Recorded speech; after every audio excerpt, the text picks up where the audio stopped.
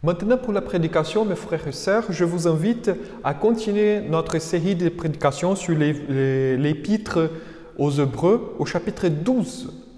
Hébreux chapitre 12, au verset aujourd'hui 7 et le verset 8.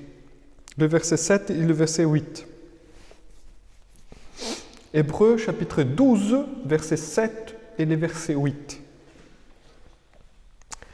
La parole de Dieu dit: supportez les châtiments.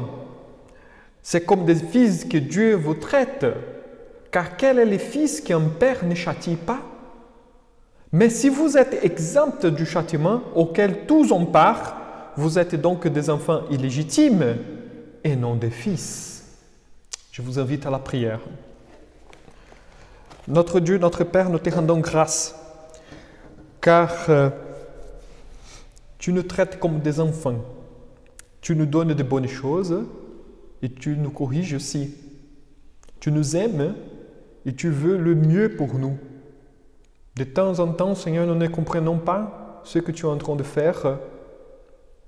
Mais Seigneur, nous avons l'assurance que tout ce que tu fais, Seigneur, est juste et bon. Nous te demandons humblement maintenant que tu nous accordes ton Saint-Esprit pour bien comprendre ta parole. Que ta parole, Seigneur, soit notre nourriture, afin que nous puissions grandir devant ta présence et pour ta gloire seule. C'est au nom de Jésus, notre Seigneur et Sauveur, que nous prions. Amen. Ce matin, mes frères et sœurs, j'aimerais bien souligner deux thèmes que nous avons déjà vus dans les dernières prédications et qui apparaissent dans les textes d'aujourd'hui. Comme nous avons vu dans le début du chapitre, l'écrivain aux Hébreux emploie l'image de la course, c'est-à-dire que nous sommes en train de courir en tant que chrétiens. C'est un marathon, la vie chrétienne. Maintenant, il emploie une nouvelle image, l'image de la famille, l'image de la maison, pour montrer les détails de ce qui nous arrive lorsque nous sommes en train de courir sur la voie chrétienne. Le verset 4 est une transition dans l'usage de ces images de la course et de la vie en famille. Puis les versets 5 et 6 introduisent la citation du livre des Proverbes, chapitre 3, versets 11 et 12, qui effectivement montre cette belle image de la relation filiale entre le père et ses enfants.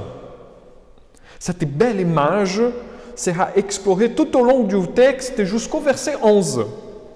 L'intention de cette exposition de la métaphore est clairement pastorale. Et son but est de montrer que la discipline familiale est nécessaire, comme nous venons de voir les versets 7 et 8. Ensuite, qu'il y a une réponse appropriée à cette discipline familiale, qu'on verra dans les versets 9, et qu'on peut s'attendre à certains résultats lorsqu'elle est employée. Versets 10 et 11 du chapitre 12 de Hébreux.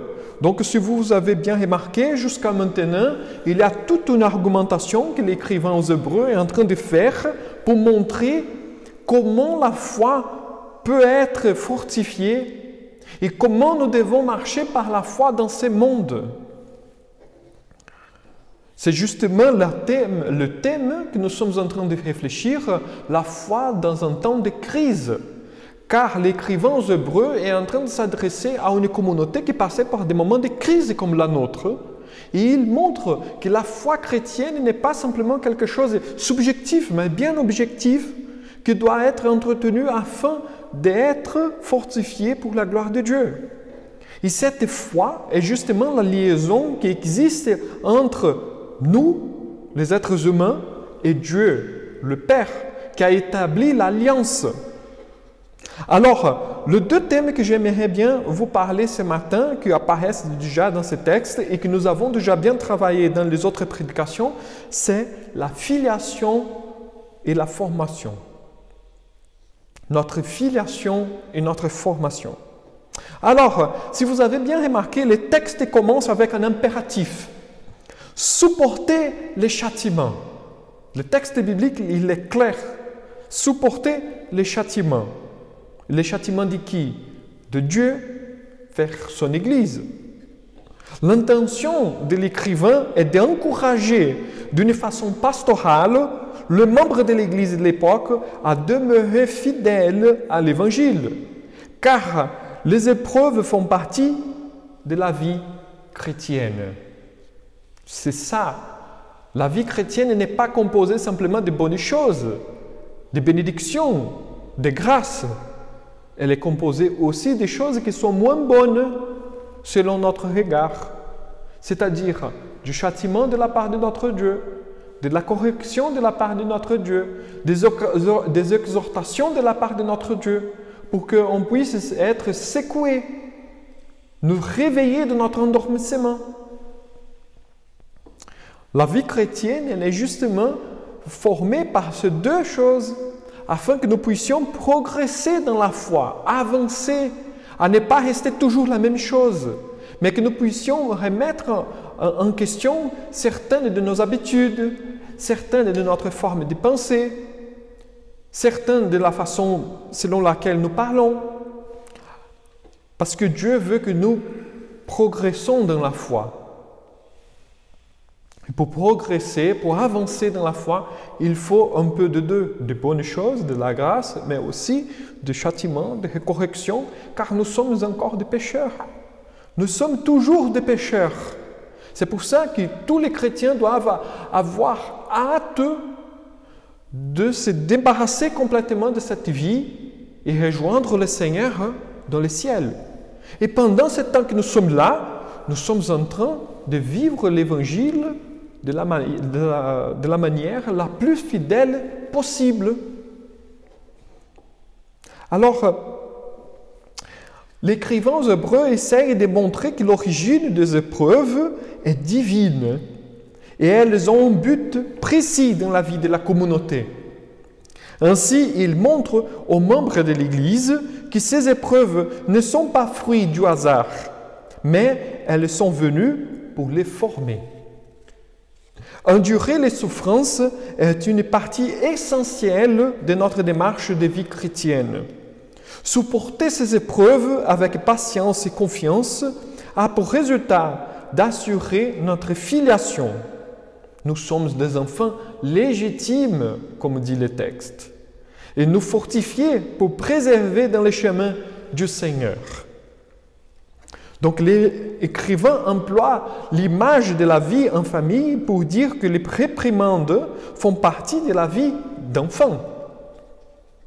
L'absence de ces réprimandes montrerait le refus du père. Si le père ne réprime pas, ne fait des corrections dans ses enfants, ça veut dire qu'il refuse ses enfants. Il laisse traîner. Il n'assume pas ses responsabilités en tant que père d'éduquer et de corriger quand les enfants font du mal.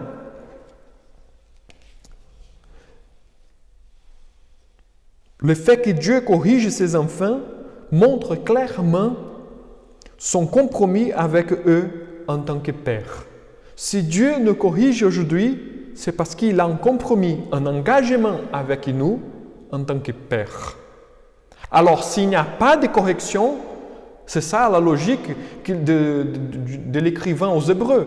S'il n'y a pas cette correction, donc on peut se poser la question si on est vraiment des enfants de Dieu.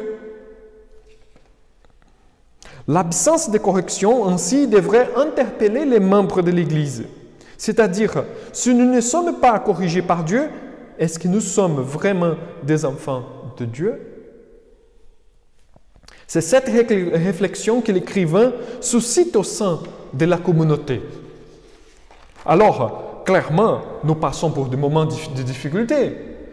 Clairement, nous passons des épreuves. Donc là, on peut regarder d'une façon claire, objective, devant nos yeux, que Dieu nous aime, car il est en train de nous amener par des moments d'épreuves. Et cela est lié justement au fait que nous sommes adoptés par lui. Et c'est à ce deuxième point que j'aimerais bien me pencher maintenant. Notre adoption. Comme nous avons déjà parlé, lorsque nous parlons de l'ordre du salut, à savoir les éléments qui composent le salut en Jésus-Christ, Un élément normalement sous-estimé est notre adoption de la part de Dieu. Normalement, on parle très rapidement par rapport à notre filiation, comment on est adopté par Dieu, comment nous devenons fils, comment nous devenons enfants de Dieu. Cela, normalement, se doit à cause d'une fausse idée que Dieu est Père de toutes les personnes. Et là, c'est une fausse idée. Dieu n'est pas le Père de tout le monde. Si toutes les personnes sont des enfants de Dieu, il ne fait aucun sens de parler d'adoption. Néanmoins, une telle compréhension n'a pas de fondement dans la parole de Dieu. En effet, considérer que toutes les personnes sont des enfants de Dieu est irrationnel même, car cette conception ferait de lui un être impitoyable qui condamne ses enfants, et de même que la promesse de Jésus qu'il n'y a aucune condamnation pour ceux qui sont en Christ soit un mensonge. Donc si Dieu est le Père de tout le monde et en même temps il est en train d'envoyer, de condamner certaines personnes à l'enfer, donc il est impitoyable. Et la promesse de Jésus-Christ que si nous sommes en lui, nous n'avons aucune condamnation, nous ne devons pas avoir aucune crainte, est un mensonge. Alors, si Dieu a ses enfants, automatiquement, il épargne ses enfants. Mais en même temps, il corrige ses enfants, parce qu'il est un père d'amour. Il est juste et amoureux en même temps. Il est en train de nous conduire pour la gloire. Vous voyez la réflexion que l'écrivain est en train de nous amener, justement pour montrer que si nous avons les épreuves dans notre vie, ce n'est pas une chose mauvaise forcément, mais peut être interprétée d'une façon bonne et qui peut nous encourager, que peut nous consoler en tant qu'être humain. Un autre, si toutes les personnes sont des enfants de Dieu, il n'y a aucun sens de dire que nous sommes des enfants de Dieu. Donc, il s'agit de quelque chose, parler d'adoption et parler d'être enfant de Dieu, c'est quelque chose d'anodin, si toutes les personnes sont des enfants de Dieu. L'adoption, mes frères et sœurs, représente le changement de notre relation avec Dieu. Quand nous disons que nous sommes des enfants de Dieu, quand le texte, comme ce texte que nous venons de lire, nous dit que nous sommes des enfants de Dieu, nous sommes en train de dire qu'il y a une nouvelle relation entre Dieu et nous. Autrefois, nous étions des ennemis de Dieu, comme dit Paul en Romains chapitre 5. On n'était pas des gens neutres ou de n'importe qui, on était des ennemis. On n'était pas des amis, on était des ennemis de Dieu. Maintenant, à travers Jésus, nous sommes considérés ses enfants. Nous sommes considérés amis de Dieu. En Christ, il y a un changement entre la relation entre Dieu et l'homme. Cette nouvelle relation avec Dieu crée l'ambiance pour nourrir notre croissance en Dieu et nous couronne de sa bienveillance. C'est justement car nous sommes des enfants de Dieu, Dieu nous comble avec ses biens. Puisque nous sommes adoptés en Jésus-Christ, Dieu nous donne le droit d'épuiser des trésors de Jésus-Christ tous les biens dont nous avons besoin. De cette manière, par l'adoption, nous sommes insérés dans une nouvelle dynamique de vie pour laquelle Dieu partage certains privilèges avec nous. Quels sont les privilèges d'être un enfant de Dieu? Quels sont les privilèges d'être un enfant de Dieu? Je voudrais rapidement vous donner 7 privilèges par rapport à notre adoption par Dieu. D'abord, nous sommes participants de la nature divine. Regardez avec beaucoup d'attention. Nous sommes participants de la nature divine maintenant. Car Jésus nous assure les plus grandes et les plus précieuses promesses, comme a dit l'apôtre Pierre.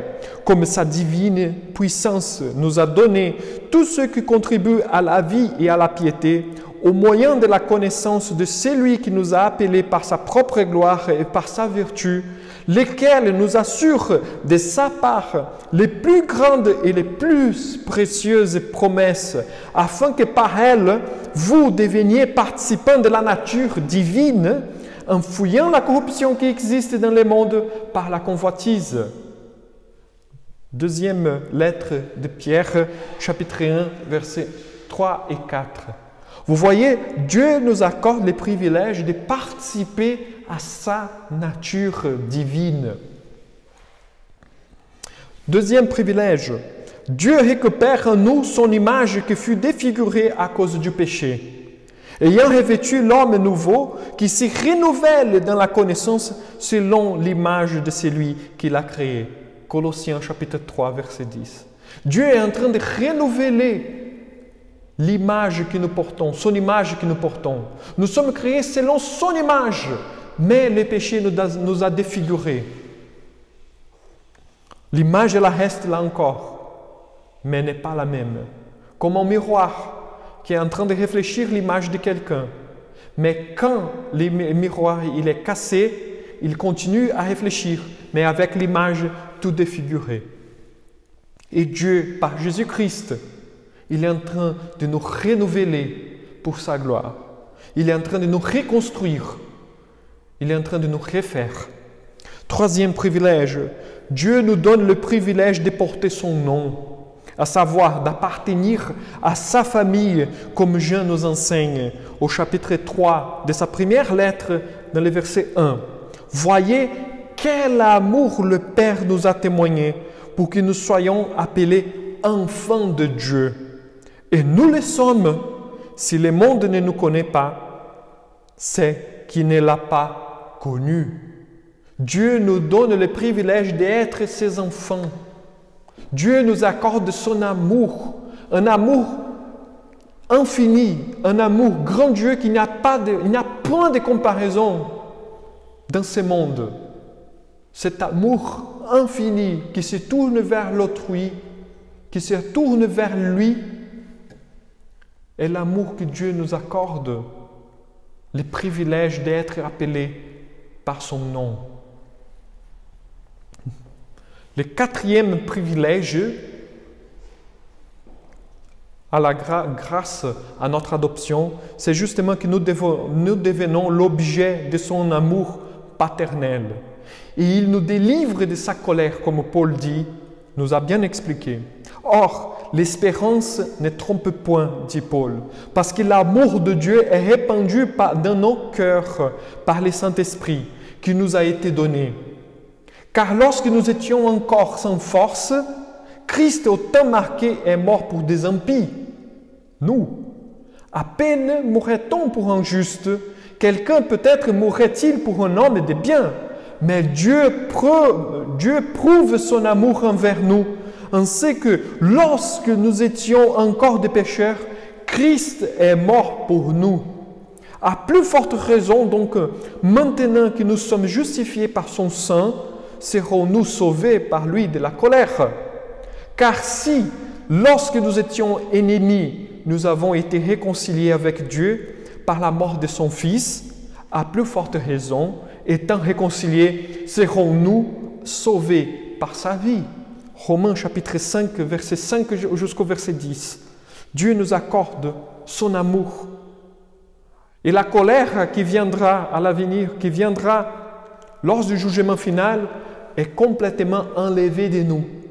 Car nous sommes adoptés, nous sommes des enfants de Dieu. Cinquième privilège, Dieu comme un Père bienveillant nous corrige de nos péchés afin que nous vivons dans la joie comme David nous apprend. Dans le psaume 51, versets 11 et verset 12. Ne me rejette pas loin de ta face, ne me retire pas ton Esprit Saint. Rends-moi la joie de ton salut et qu'un esprit de bonne volonté me soutienne. Justement, mes frères et sœurs, Dieu, comme un Père bienveillant, nous corrige afin que nous puissions vivre dans la joie. Car les chemins du péché qui normalement nous suivons est toujours de la tristesse. Dieu veut que nous soyons joyeux, que nous ne soyons pas dans la tristesse. Et c'est pourquoi Dieu nous corrige, afin de nous amener au bon chemin, pour vivre une bonne vie avec lui. 6e privilège, Dieu fait de nous son temple. Regarde quel privilège maintenant. Dieu fait de nous son temple et son esprit nous assure que nous sommes ses enfants. Comme dit l'apôtre Paul encore dans l'épître aux Romains, il dit « Et vous n'avez point reçu un esprit de servitude pour être encore dans la crainte, mais vous avez reçu un esprit d'adoption par lequel nous crions « Abba, Père ». L'Esprit lui-même rend témoignage à notre esprit que nous sommes enfants de Dieu. De cette manière, maintenant, nous sommes l'habitation de l'Esprit de Dieu, car nous sommes faits ses enfants. Dieu nous habite maintenant, son Saint-Esprit est accordé pour nous aider à marcher. Dieu n'habite plus dans une maison, Dieu n'habite plus dans un bâtiment, Dieu n'habite plus dans un tabernacle, Dieu n'habite plus dans un temple physique, Dieu habite dans un temple maintenant composé de pierres vivantes. Nous, ses enfants, Dieu nous habite aujourd'hui. Nous sommes porteurs de sa présence. Quel privilège que nous avons, puisque nous sommes ses enfants. Ainsi, Dieu nous accorde son Saint-Esprit qui nous pousse à vivre courageusement. Nous n'avons plus besoin de rester dans la crainte. Nous n'avons plus besoin d'avoir peur. Nous pouvons vivre d'une façon courageuse pour la gloire de son nom, car Dieu nous débarrasse de tout ce qui nous retient. 7e privilège, Dieu nous assure que nous sommes ses héritiers pour la gloire. Dieu nous assure que nous sommes ses héritiers pour la gloire. On est très content quand on reçoit un héritage, de recevoir un argent. Mais vous avez déjà remarqué, vous avez déjà arrêté 1 minute pour penser que nous sommes des héritiers du roi de l'univers. C'est lui qui possède toutes les richesses de l'univers entier, des choses visibles et des choses invisibles. Vous avez déjà réfléchi un moment, 1 seconde, que nous sommes les héritiers d'une gloire infinie, d'une richesse infinie.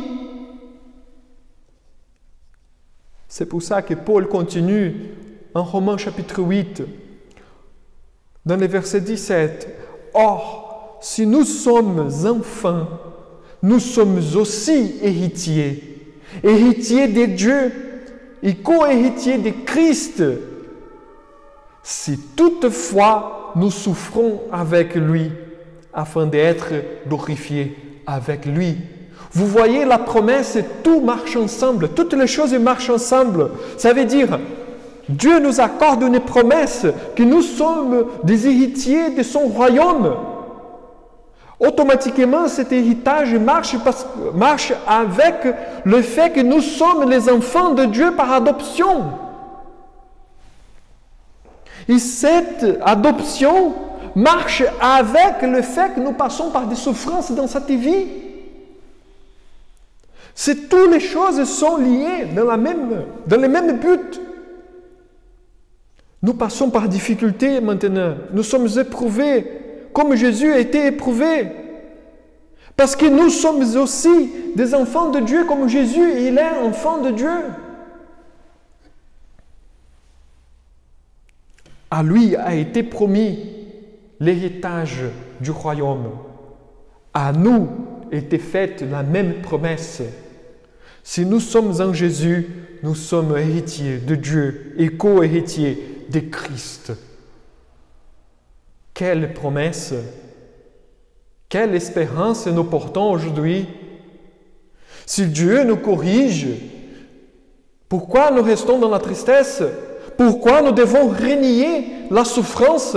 Pourquoi nous devons dire, nous tromper dans une fausse image que Dieu ne corrige pas ses enfants?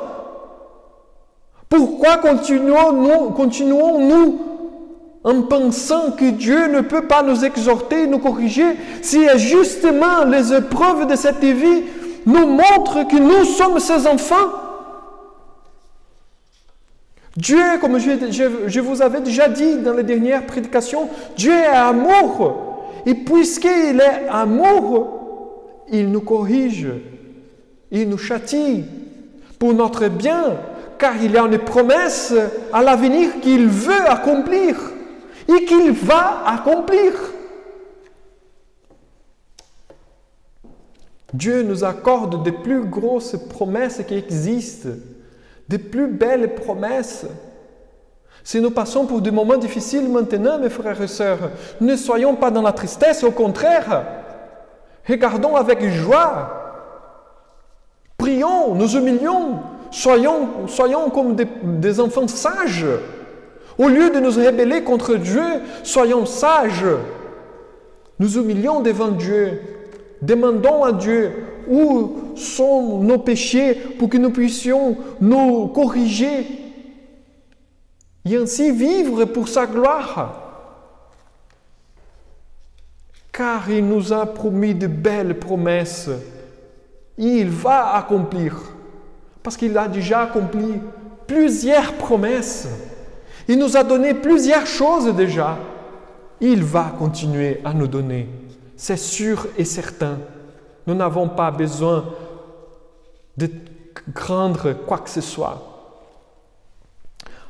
En guise de conclusion, mes frères et sœurs, je voudrais simplement faire quelques remarques à la lumière de ce que nous venons de voir. D'abord, que si nous vivons un temps dans lequel Dieu nous envoie des épreuves, que nous puissions les vivre avec patience et confiance. Dieu, comme notre Père, ne nous laissera périr jamais. Au contraire, il nous donnera tout ce dont nous avons besoin pour endurer jusqu'à la fin. Soyons patients et confiants et restons toujours fidèles, car Dieu, par ses épreuves, est en train de nous faire plus forts. Deuxième remarque, cherchons à comprendre la volonté divine afin de profiter de ces moments. Car les épreuves sont toujours des opportunités de mettre en pratique notre foi chrétienne et ainsi expérimenter la pertinence de la foi dans notre vie quotidienne. Pendant le temps des épreuves, nous pouvons mettre en pratique notre foi, notre espérance. Et dans ces moments que nous mettrons en pratique, lorsque nous mettons en pratique notre foi, nous voyons la pertinence de cette foi dans notre vie quotidienne, dans nos petites choses que nous faisons. Ainsi, nous pouvons voir la préciosité de notre foi. Voyons nos habitudes qui, selon la parole de Dieu, ne sont pas édifiantes et essayons de les abandonner. Essayons de maintenir la calme malgré les circonstances angoissantes que nous vivons maintenant. Maîtrisons nous-mêmes de ne pas être agressifs et désespérés, car l'Esprit Saint nous habite. Il nous donne toutes les forces pour que nous puissions passer ces moments d'une façon tranquille. Reposons notre cœur, mes frères et sœurs, en Dieu seul. Dieu, il est là, il prend soin de nous.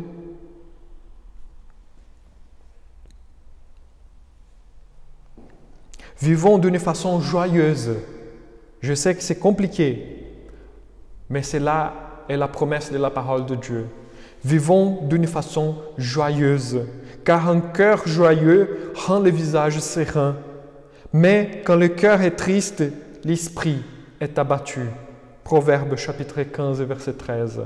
Ne nous laissons pas dominer par la dépression, par la désespérance ou par la tristesse.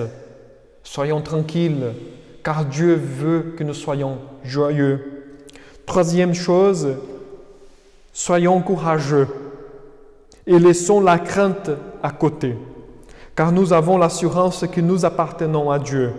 Ainsi, même si nous vivons ou nous mourrons, nous serons toujours avec le Seigneur de la gloire. En toutes choses, voyons la bénédiction de la part de notre Dieu qui nous appelle ses enfants. Et je vous invite maintenant à prier. Notre Dieu, notre Père, nous te rendons grâce. Merci Seigneur, car tu nous donnes le privilège d'être tes enfants. Merci Seigneur pour ces privilèges. Merci Seigneur, car tu nous combles de bienfaits. Tu nous gâtes même par toutes les bénédictions que tu nous donnes jour après jour. Merci notre Dieu. Seigneur notre Dieu, notre Père, en tant que tes enfants, nous te demandons humblement maintenant que tu nous accordes ton Saint-Esprit afin de nous aider à passer ces temps de crise d'une façon fidèle pour ta gloire. Aide-nous, Seigneur, car nous avons besoin de toi. Nous nous humilions devant ta présence et nous te demandons humblement ta grâce et ta bonté. Merci, notre Dieu, car tu ne nous abandonnes pas. C'est au nom de Jésus, notre Seigneur, notre Sauveur, que nous prions. Amen. Maintenant, mes frères et sœurs, j'aimerais bien vous donner la bénédiction de la part de notre Dieu. Que la grâce de notre Dieu, notre Seigneur et notre Père soit avec nous tous. Que l'amour de Jésus-Christ, notre Seigneur et Sauveur, repose sur notre cœur. Et que l'espérance et la consolation de l'Esprit Saint soient avec nous. Qu'elle puisse nous fortifier jusqu'au jour qu'il reviendra chercher son Église. Amen.